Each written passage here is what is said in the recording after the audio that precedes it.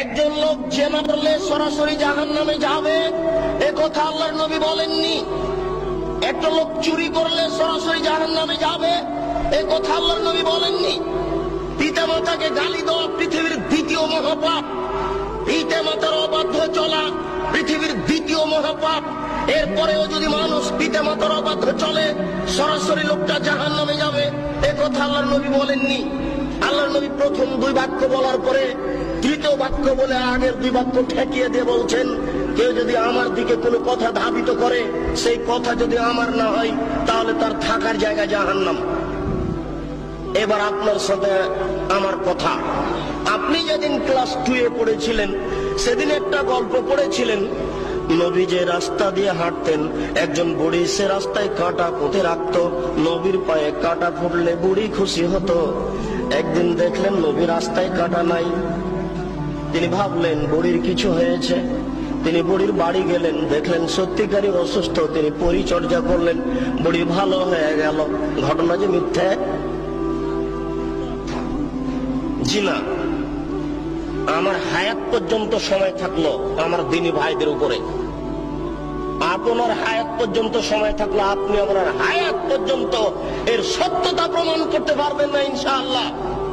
নবীর নামে মিথ্যা কথা বলা হয়েছে।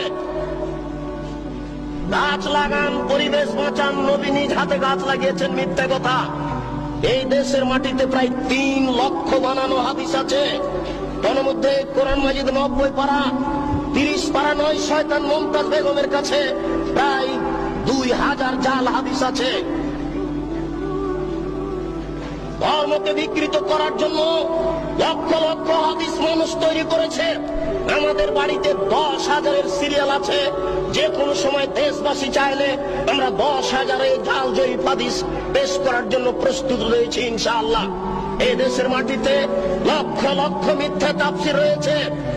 নবী ঈদের মাঠে গেলেন, একটি ছেলে কাঁদছে। নবী বললেন, তুমি কাঁদো কেন? আমি এতিম ছেলে। নবী বললেন, আমিও এতিম ছিলাম, আমি এতিমের অসুবিধা বুঝি।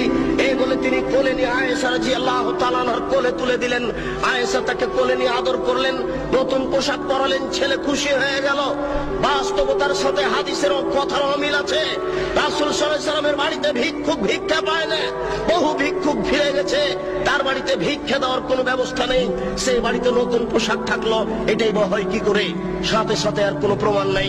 নবীর নামে কথা মিথ্যা ছড়ানো হয়েছে। তারই ভিত্তিতে আপনারা ঈদের নামাজে নতুন পোশাক পরার জন্য প্রস্তুতি গ্রহণ করেছেন। আপনার স্ত্রীর বিস্কান শাড়ি শোকেজে থাকার পরেও ঈদের দিন নতুন শাড়ি কেনার জন্য জোরালো প্রস্তাব পেশ করেছে আপনার সামনে। এটা মিথ্যা তথ্য, মিথ্যা শরীয়ত চলছে।